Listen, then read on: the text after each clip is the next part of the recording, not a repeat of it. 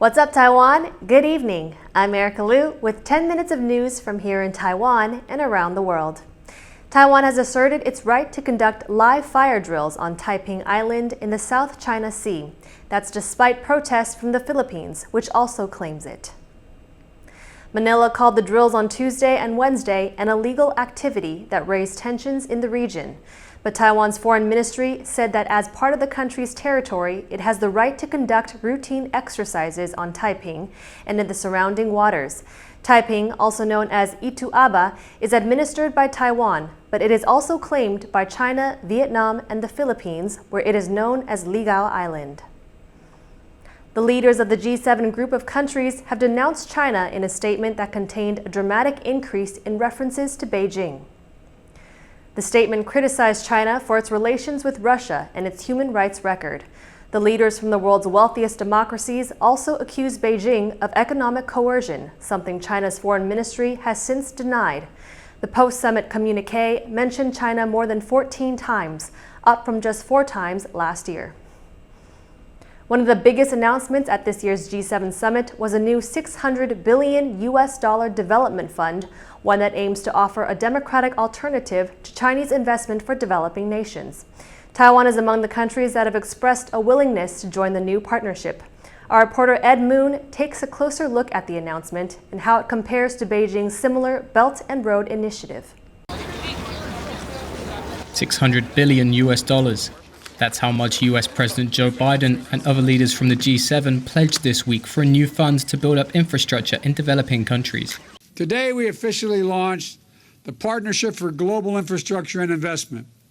We collectively have dozens of projects already underway around the globe. But with the G7 facing sky-high inflation and slowing economies following COVID-19 and Russia's war with Ukraine, what has motivated them to spend big on the new project? The answer? China and its Belt and Road Initiative, which has led to warnings from officials in the US and Europe over the rapid spread of Chinese influence in developing nations. First announced in 2013, the Belt and Road has been Beijing's flagship economic foreign policy under the leadership of President Xi Jinping. Its stated aim was to connect China with the world through economic development projects, a modern version of the ancient Silk Road running from Europe to East Asia. According to Chinese government data, a total of 148 countries have signed up to the Belt and Road.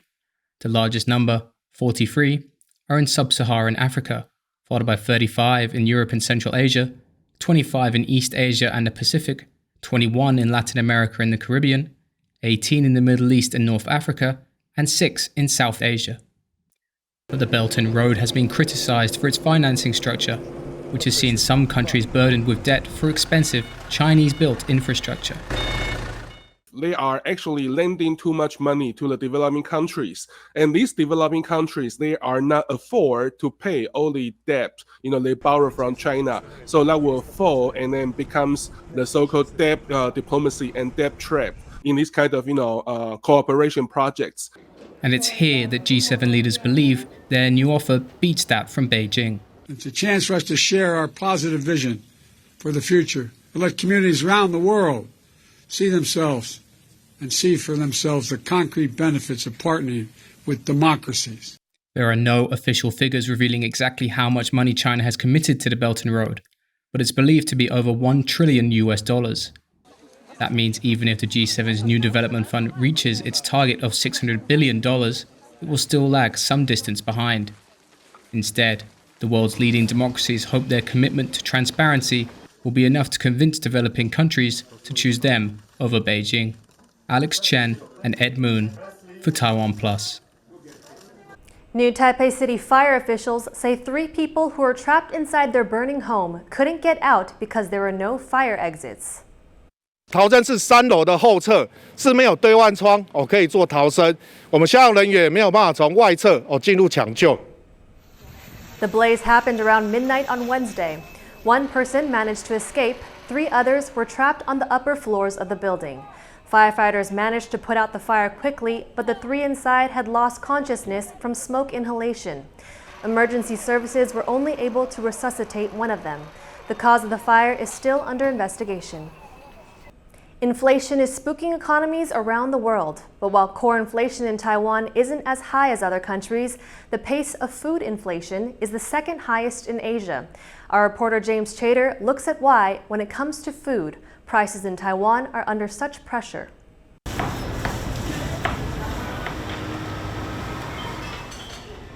Volunteers at this Taipei workshop are packing happy boxes, government-subsidized lunches for those in Taiwan struggling with rapidly rising food prices. 现在的外面的物价其实是很恐怖的也就是说呢，他也希望更多的民众呢不要因为通膨的压力然后一直买到外面很贵的便当。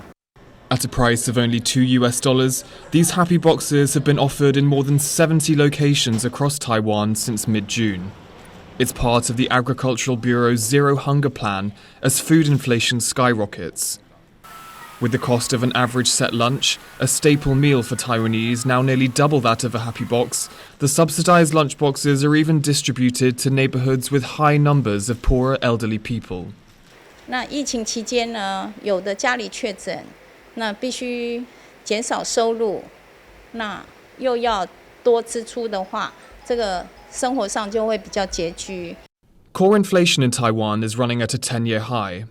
And while that's on the lower end for Asian countries, Taiwan's food inflation rate of 6.9% is currently the second highest in the region. Taiwan is caught in a perfect food inflation storm. The pandemic and now war in Ukraine is putting pressure on food prices everywhere. But in Taiwan specifically, all that's made worse by a lack of self-sufficiency in the products which form the basis of the diet here. Taiwan imports key commodities like wheat and soybeans, leaving food prices largely at the mercy of international forces. We're talking about the self-sufficiency ratio of, for example, 0.1% for wheat, 0.2% for soybeans, and 3% for corn here. So this means that most of these products are actually supported by global production. And if we are seeing a heavy fluctuation in international price, and of course it will also affect prices in Taiwan. Like many other places in Taiwan, the menu board of Chen Weiting's family restaurant reflects that more expensive reality. They've recently had to raise prices for the first time in 5 years. 有些人是以为我们已经涨过了，然后他就会说：“哎，怎么又再涨一次？”这样，然后我们就还蛮无奈的，就是说我们只有涨一次而已，而且其他人已经涨2、3次了，对，我们只有涨一次而已，所以就有点委屈。TaiwanPlus asked both Taiwan's Agricultural Council and Economic Ministry how else they plan to tackle Taiwan's rampant food inflation, but did not receive a response. The Happy Boxes project will run at least until the end of the year, a small but welcome respite from the bitter taste of rising food prices. Klein Wang and James Chater for TaiwanPlus. Taiwan's Weather Bureau says that May this year had the least amount of sunshine of any May on record. On average, the island saw 3 fewer hours of sunshine per day during the month. It was also the coolest May in over 20 years. Forecasters say that the unseasonable weather is at an end and that the country could see 3 to 4 typhoons make landfall in the second half of the year. Thank you for watching What's Up Taiwan. Remember to download the TaiwanPlus app for more stories from Taiwan and around the world.